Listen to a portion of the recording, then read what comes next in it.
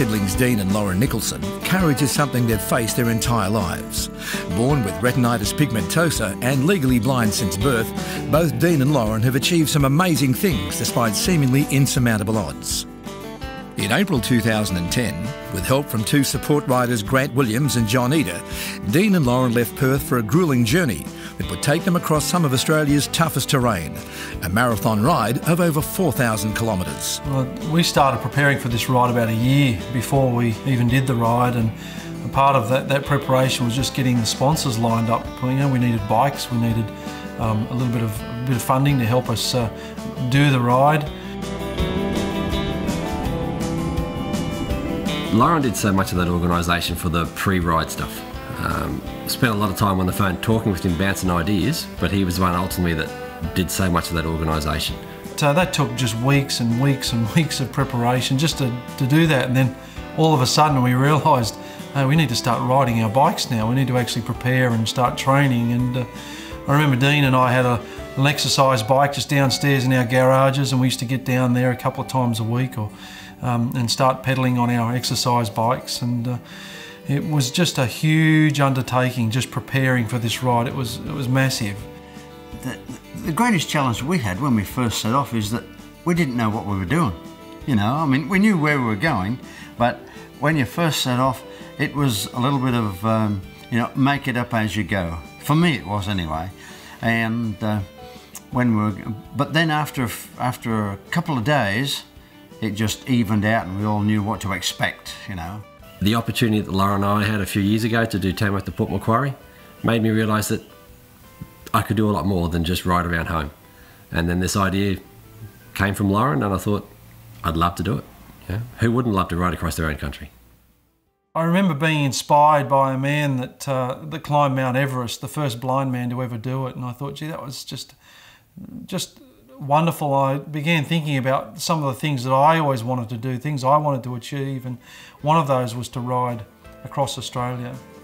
The trek across the country would test the riders' endurance and stamina as they faced rain, dust, wind, thunderstorms, flies and bitterly cold weather. I've got through school and have a good job, but there are, believe it or not, 63% of blind people that don't have a job. So we're doing it not only to inspire them, but to inspire all Australians. I'm always a man for a little bit of adventure, for something new, and it's always a little hard for me to get out and, you know, enjoy the world like everyone else does, not being able to see, but certainly going out on a tandem push bike is a great way of experiencing the country, and we just wanted the adventure, and we also wanted to inspire other people in doing it. I've got the spoke out, but we have to take the disc off to get the new spoke in. Avoiding large trucks and buses, riding into plagues of locusts and stopping for several flat tyres only added to the difficulties the riders faced on their epic journey. Righto. You boys have got to go first, or we'll run up your ear. And then it will be really pretty. All right, off we go, boys. On the road again. Just can't wait to get on the road again. The life I love is making music with my friends. I always enjoyed riding and thought that, oh, we'll just take our time and we'd be able to accomplish the ride. But I really had no idea how hard it was going to be. You know it's going to be hard, but you don't realise to what degree and what impact it's going to have on you. And I think it was the second day, I remember quite vividly, riding the furthest and the longest I've ever ridden in my life, like 196 kilometres, which was just a gruelling day of headwind and pressure and high temperature, and we realised that we'd have to really be riding smart and be working together as a team. We just couldn't do it on our own. The hardest part, and I would agree a lot here with what Lauren said, was the mental battle. Having to get up again and again, particularly when you're feeling tired or not feeling good, or when you know the other guys were struggling, and we knew that, okay, today Lauren and I had to take the lead for the whole day. You know, there was a day when Lauren and I, for 190 kilometres, rode in the lead all day. Hey boys! The roads seemed to go on and on forever. The riders tired but elated at the end of another long and tiring day in the seat. Hello, welcome to Baladonia.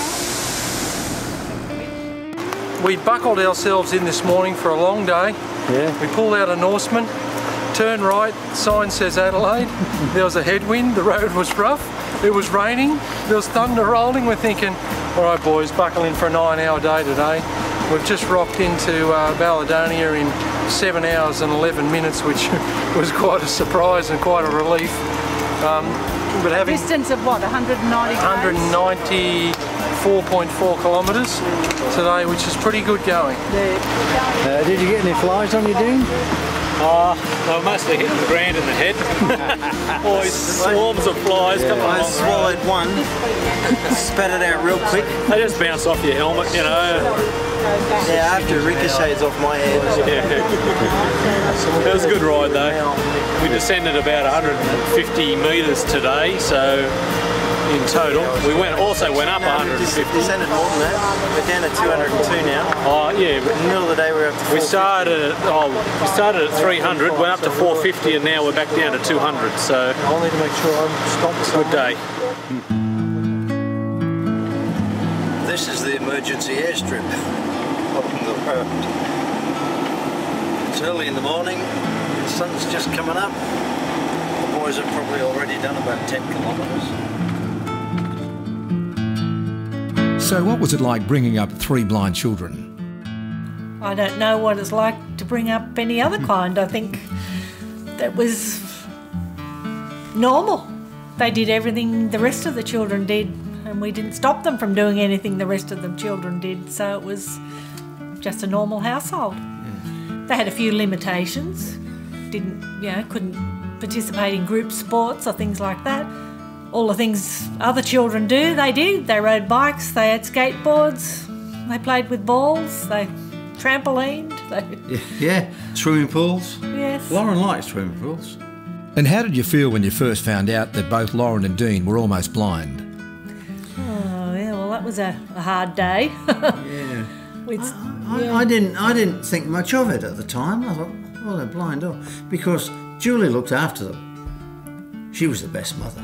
She looked after them all the time. I went to work. Maybe I wanted to disappear from it, But I went to work and came home at night, and of course they're always there. And Julie always looked after them, Teachers say, "Oh, you must be a good dad, going around with Lauren," because they hear all of his stories and that. And I say, "No, it's not me. It's his mum that did 80%. Goodness, it's his mum that did 80% of the work with Lauren and Dean and all about children." Yeah, well, 6 children and 3 of them have retinitis pigmentosa. For Lauren and Dean, this is what they were confronted with on their journey and what they face every day in their lives.